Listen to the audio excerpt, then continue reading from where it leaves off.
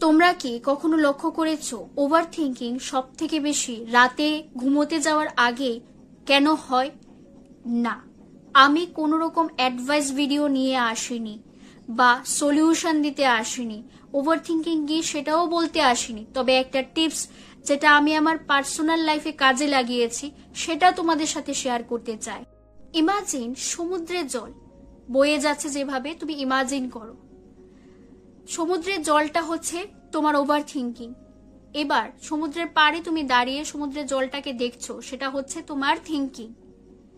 তুমি ধরো সাঁতার জানো না, তাই তুমি সমুদ্রের জলের নামও নেই।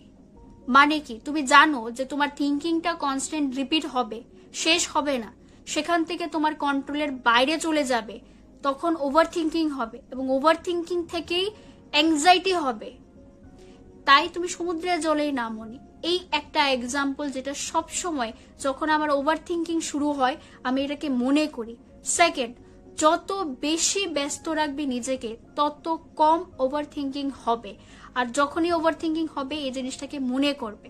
কমেন্টে জানাও যদি এই ভিডিওটা তোমার কাছে ইউজফুল মনে হয়, আর কি কি টিপস আছে যেগুলো তোমরা তোমাদের ওভার থিঙ্কিং এর সময় ইউজ করো, আর ভিডিওটা ইউজফুল মনে হলে সেভ করে রাখতে পারো।